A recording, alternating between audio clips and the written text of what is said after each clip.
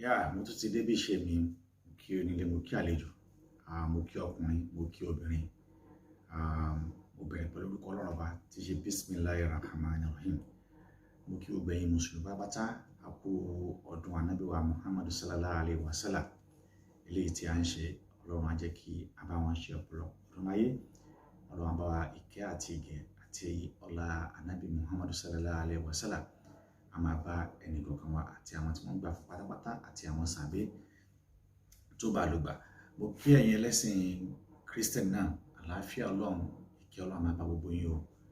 Gbogbo yín pátá. Mo tún kí ẹ̀yin ẹlẹ́sìn àbáláyé náà, èwe a máa jẹ́ bẹ́ẹ̀, egbò a máa ṣe wà.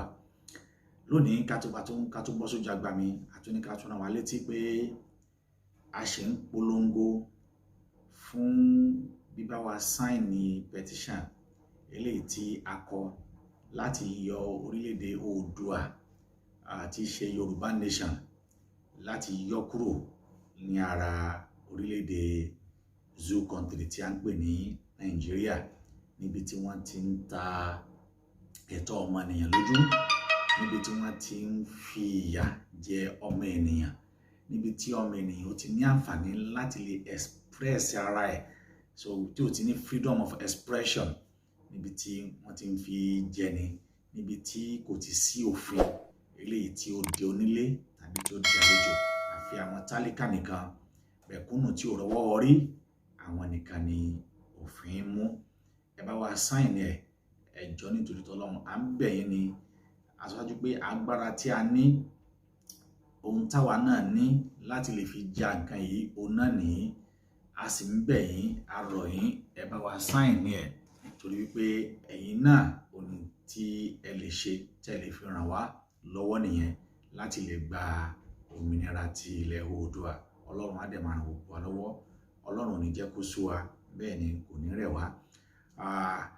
Ní òní a tún sọ̀rọ̀ nípa kí ni ìgbésẹ̀ èyí tí ìjọba ń gbé lérí wípé kí wọ́n mú ayé dẹrùn fún àwọn ará ìlú, kí oníkálukú kájọ ní equal right. Ní tí wọ́n bá fún A kí wọ́n fún B, ní tí wọ́n bá fún B kí wọ́n fún C. Ṣùgbọ́n a rí pé ìjọba wa rí pé wọn ò lọ́rọ̀ gbọ́, síbẹ̀síbẹ̀ kàkà kí ewé àgbọn kó dẹ̀, níṣe ni ó tún lè kókó sí i.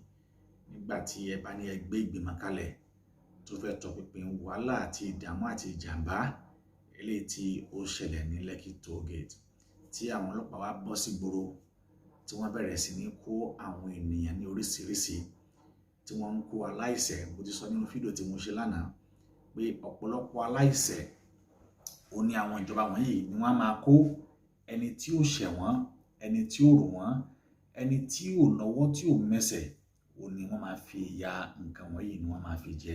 Ó dẹ̀ ń ṣẹlẹ̀ bẹ́ẹ̀ because arábìnrin kan tí ó fẹ́ lọ ra oúnjẹ fún àwọn ọmọ ẹ̀ lélẹ́yìí tí wọ́n á jẹ, olóṣè alábàápàdé àwọn ọlọ́pàá wọ̀nyí, wọ́n dẹ̀ mú. Ṣùgbọ́n níbẹ̀ kì í ṣe òun nìkan ni wọ́n mú, wọ́n tún mú àwọn mìíràn tó jẹ́ pé àwọn obìnrin tí wọ́n bẹ̀ wọ́n jẹ́ 8, Haúsá 2 àti bóyá Yorùbá 6, or kó jẹ́ Yorùbá 4, Yíbò 2, or kó jẹ́ Yorùbá 3, Yíbò 3, but Haúsá 2 ni arábìnrin yìí ní wọ́n kó pẹ̀lú àwọn. Àmọ́ ká má fọ̀rọ̀ gùn, wọ́n fi àwọn Haúsá 2 yìí sílẹ̀, wọ́n ní kí wọ́n máa lọ láyọ̀ àti àlàáfíà. Wọ́n dẹ̀ mú obìnrin yìí pẹ̀lú àwọn 6 tó kù, wọ́n dẹ̀ kó wọn sí àgọ́ ọlọ́pàá fún odidi ọjọ́ 6. Títí di ìsìn yìí wọn ò tí ì fi wọn sílẹ̀. Ẹ jọ̀ọ́, ṣé àwájọ ní equal right nìyẹn? Nígbà tí arábìnrin yìí ṣàlàyé pé òun ò mọwọ́, òun ò mẹsẹ̀, òun ò dẹ̀ mọ̀ pé kọfí wà, òun fẹ́ lọ ra oúnjẹ tí àwọn ọmọ máa jẹ ni, tí òun á lè ṣe fún àwọn ọmọ. Òun ní ọmọ 4 sínú ilé. Àwọn ọlọ́pàá yìí ò gbọ́, àwọn sójà yìí ò gbọ́. Kàkà kí wọ́n gbọ́, níṣe ni wọ́n tún lu arábìnrin yìí, wọ́n tún mú ìdí ìbọn, wọ́n tún fi jan arábìnrin yìí lẹ́sẹ̀. Irú ayé wo la wá ń gbé? Irú ìwà wo gangan ni àwọn tí a fi sípò authority, irú àwọn ni wọ́n ń wò? Ṣé torí pé wọ́n ti gbé uniform wọ̀, ẹ̀dẹ̀ ní ìbọn lọ́wọ́, ẹ wá ń lò, ẹ ń sì lò, ẹ ń ṣe agbára lò ní? Ó ṣe jẹ́ wípé ìran kan ló ń jàǹfààní tó yẹ kí ìran mẹ́ta máa jẹ. Ó ti jẹ́ pé ìran kan àwọn ni wọ́n fi ẹ̀tọ́ wọn lé wọn lọ́wọ́, àwọn ni wọ́n rí ẹ̀tọ́ wọn gbà, tó fi jẹ́ pé ìran kejì àti ìran kẹta, Haúsá àti Ìgbò, a ò rí ẹ̀tọ́ tó yẹ ká gbà látọ̀dọ̀ ìjọba. Lórí ìdá COVID-19 yẹn náà ni wọ́n pín owó fún wọn. Wọn ò pín. Mo rí èèyàn kan tó gba almost like 60,000 òun àtọmọ ẹ̀. Èèyàn kan ṣoṣo ó gba almost like 60,000. Wọ́n á dẹ̀ pín délẹ̀ Yorùbá débi tá a máa rí pé nǹkan tí wọ́n gbà nílẹ̀ Yorùbá lélẹ̀. Bẹ́ẹ̀ a gbọ́ pé wọ́n pín nílẹ̀ Ìgbò. Kí ló dé tí ẹ ń fi ara ni wá? A ò ní yé dákẹ́ o. Bẹ́ẹ̀ la ò sì ní yé pariwo torí pé ó ti ń pọ̀ jù. Ó ti ń pọ̀ jù. Agbo àwọn tí ẹ kó, àwọn tí ò mọwọ́, àwọn tí ò mẹsẹ̀ lẹ́ńkò. Ẹ̀yin ọlọ́pàá wọ̀nyí, ẹ̀yin hámì wọ̀nyí, ẹ mọ ibi tí àwọn tó yẹ kẹ́ ẹ kó, ẹ mọ ibi tí wọ́n wà. Àwọn tó yẹ kẹ́ ẹ mú, ẹ mọ ibi tí wọ́n ń gbé, ẹ mọ ibi tó yẹ kí wọ́n wà. Ẹ bá lọ kó àwọn tó yẹ kẹ́ ẹ kó. Àwọn tó yẹ kẹ́ ẹ kó, ẹ mọ̀ wọ́n. Kí wá ló wá dé tẹ wá ń fìyà jẹ aláìṣẹ̀, ẹni tí ó ṣẹ̀, tí ó rò, tí ó dẹ̀ jáde tẹ wá ń fìyà jẹ. Ẹ ń fìyà jẹ aláìṣẹ̀. Arábìnrin yìí sọ̀rọ̀. Omi ìdọ̀tún fẹ́ lè máa bọ́ lójú ẹ̀. Ẹgbọ́n tárábìnrin yìí sọ. Aishat Mohammed. I live at Alpha Beach, number 32, Dorcas Street. I went to Jakonde to go and buy soup things to cook for my children. I'm a mother of 4 children. On my way going, we met so many soldiers and some boys. So some people are running. When I know I didn't do anything, I didn't run. They said we should come here. We are many. We go to them. They now say we should lie down. We don't know that there is coffee. We say we don't know. Me, I'm going to buy something. Even the money that I want to use and go and buy something is still with me. I show them. They didn't collect the money from us. They didn't even allow us to make call. Islamic people that arrest us, they push us inside the motor. Today, making 6 days. We can't call our family. Nobody know our whereabouts. No food, nothing. And we are more than this. Those Hausa girls, because they speak language to their people, they release them. We begged to, they didn't leave us. They said we should go. We should not worry that they are going to leave us. Today, making 6 days. It's only water that we are drinking. Even the police people, they are punishing us that we are criminal. They even hit gun in my leg. Look at my leg. I didn't do anything. They can even go and find out in my house. I have husband. I have 4 children. They said there is no movement. What are we doing outside? There is coffee. I said I went to go and buy some. They say shut up. We are many. They release some people because those girls are Hausa girls. They now arrest us. 2 Hausa girls inside we that we are women. We are 8 in numbers. We are 7 that they arrest at Jakonde, which is we ladies. We are 7. 1 lady here at Lagos Island, making us 8. Now we are now 6 in numbers that they pack from that army barrack to this place. The money I want to use and buy soup things, that is the 1,000 naira I volunteer. We use it and buy food yesterday. Rice 150. This is the remaining change here with me here. Yes, this is my remaining change. Other people here are my witness. They are beating us. When we try to express ourselves that we are innocent, they ask us to shut up. We all cooperate to be praying. That is only prayer that can set us free. So it's only prayer we have been praying. They use the gun nyash to hit my leg here. They hit our head when going inside. They didn't even allow us to talk. They are shouting, you people are criminal. You see people that go and burn police station. Can they let the burn police station? They shows everything in the television. At least they have to see the people's face that did the work. We are innocent. Ṣé ti gbọ́n tárábìnrin yìí sọ? Ṣé a ní ìjọba àbá a ní ìjọba? Ṣé a ní adarí àbí a ní adarí? Ṣé a ní ẹni tí ta lè sọ wípé wọ́n á tẹ̀lé òfin níbi tí òfin bá ti yẹ kí wọ́n tẹ̀lé òfin? Ṣé wọ́n lè tẹ̀lé ìlànà òfin níbi tí òfin bá ti mú wọn? Àwa ń fi àsìkò yìí a fi rán gbogbo ẹ̀yin ọ̀tọ̀kùlúùlú, ẹ̀yin alágbára, ẹ̀yin amòfin, ẹ̀yin woman right tí ẹ máa ń jà fún ẹ̀tọ́ ọmọ ènìyàn. A bẹ̀ yín lórúkọ Ọlọ́run ọba ni. A fún tí ẹ fi ń jẹ́ ènìyàn a fi bẹ̀ yín. Àwọn wọ̀nyí ò ṣetán láti gbọ́ tí wọn ò mẹsẹ̀, tí wọ́n kó wọn sẹ́wọ̀n, tí wọ́n kó wọn sátìmọ́lé. Nílẹ̀ Haúsá wọn ní ṣe bẹ́ẹ̀.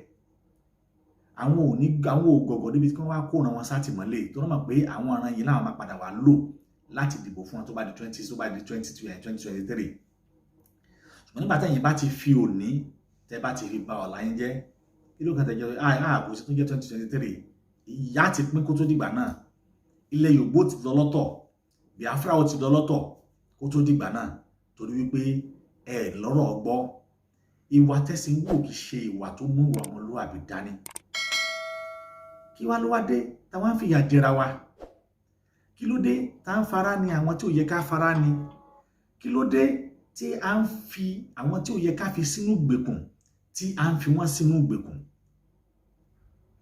ẹ̀gbọ́n tarábìnrin yìí sọ ẹni tí ò mọwọ́ tí ò mọ ẹsẹ̀ tó lọ ra oúnjẹ tó fẹ́ jẹ tó fẹ́ àti oúnjẹ tó fẹ́ ṣe fún àwọn ọmọ ẹ̀ èèyàn tó ní ọkọ tó dẹ̀ ní ọmọ 4 tó wá ń jáde lọ tẹ́ wá gún un tó dẹ̀ ń sọ fún wípé òun ò sí lára ẹ wá sọ pé olè ní apààyàn àwọn tó jólé ni. How do you know the criminal? Are they written in his head that this is criminal? Because I don't understand it. Báwo lẹ ṣe mọ̀ pé criminal ni? Báwo lẹ ṣe mọ̀ pé òun ló jólé? Báwo lẹ ṣe mọ̀ kí ni evidence tẹ nílò tẹ kí ni evidence tẹ rí níbo lẹ ti rí níbo lẹ ti bá?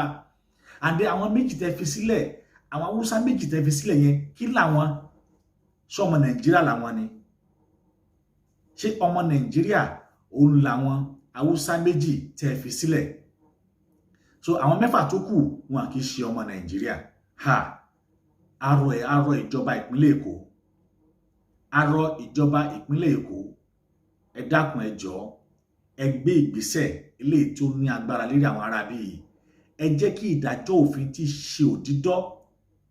ṣe òtítọ́ àti ti òdodo ẹ jẹ́ kó wáyé. Ìdájọ́ òfin eléyìí tí ó fi ẹsẹ̀ múlẹ̀ láì ní àbàwọ́n kankan oníkẹ́ jẹ́ ká ṣe o. Àwọn tí wọ́n bá kó wọ́n kàn kó àwọn èèyàn randomly ni wọ́n kàn kó àwọn èèyàn wá bọ́ sí street wọ́n dẹ̀ bẹ̀rẹ̀ sí ní kẹ́ni bọ̀dẹ̀ tó ti fi ṣẹ́ bọ̀gàn wá kó ẹni tí ó ṣẹ̀ ẹni tí ó rò wọ́n kó ìjọ wo láti wá fẹ́ sinmi ogun.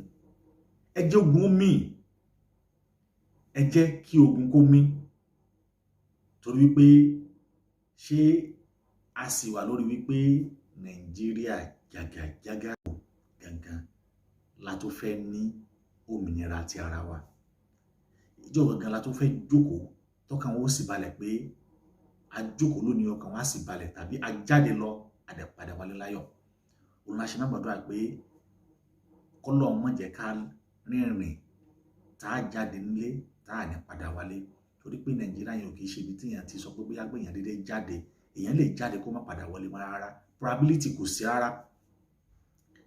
Probability pé téèyàn bá jí láàárọ̀ bí mo ṣe ń lọ yìí ó lè padà wọlé kò sí 50-50 ní kò sí kí wàá la fẹ́ ṣe yẹn fún. Àwọn ọlọ́pàá náà dẹ̀ tún pariwo tiwọn ẹ gba pẹ́ńsàn lọ́wọ́ wọn ẹ sanwó wọn fún wọn. What a kind of country is that? Everybody ló wà victims. Everybody ló wà victims. Kí ló dé? Ẹ jọ̀ọ́ ẹ bá wa fi àwọn arábìnrin yìí sílẹ̀ torí pé ó ṣòpé wọn ò mọwọ́ wọn ò mẹsẹ̀ torí pé ẹ kó àwọn 7 àbí àwọn 8 ẹ fi àwọn 2 sílẹ̀ nítorí pé wọ́n lè sọ Haúsá nítorí pé wọ́n gbọ́ Haúsá. Àwọn tó wá jẹ́ 4 tó kù tí wọn ò gbọ́ Haúsá tó jẹ́ pé wọ́n gbọ́ Yorùbá wọ́n dẹ̀ gbọ́ Yíbò ẹ dẹ̀ tí wọ́n mọ́lé ẹ kó wọn sáramọ́ fún odidi 7 days. How long? Ìgbà wo ni wọ́n fẹ́ lò níbẹ̀ yẹn kẹ́ tó tú wọn sílẹ̀? Ìgbà wo ni wọ́n fẹ́ lò nínú ibi tí wọ́n mọ̀ yẹn kẹ́ tó tú wọn sílẹ̀? Ẹ bá ṣe eré o. Ẹ bá ṣe eré. Ẹ dákun ẹ jọ̀ọ́ gbogbo ẹ̀yin tí ẹ ní agbára tí ẹ lè jà fún ẹ̀tọ́ ọmọ ènìyàn. Gbogbo ẹ̀yin tí ẹ ò kì í fẹ́ jẹ́ kí wọ́n fọwọ́ rẹ́ ẹ̀tọ́ ọmọ ènìyàn lójú. Ẹ bá wa dìde sí àwọn ọmọ yìí. Ẹ bá wa dìde sí àwọn ìyàwó ilé yìí. Ẹ bá wa dìde sí àwọn sísítà wa yìí. Ẹ bá wa dìde sí àwọn búrọ́dà wa. Kì í ṣe gbogbo wọn ò ní ẹni tí ó ṣẹ̀. Ẹni tí ò mọwọ́ tí ò mẹsẹ̀ òun ló pọ̀ jù nínú àwọn tí wọ́n kó yìí. Ọlọ́run ò ní fi wá sílẹ̀. Ọlọ́run ò dẹ̀ ní dà wá láàmú. Ọlọ́run ò ní fi ara ni wá. Ọlọ́run ò dẹ̀ ní fi ìyà jẹ ẹnì kọ̀ọ̀kan wa. Ọlọ́run á bá wa bá ìjọba burú, a bá wa bá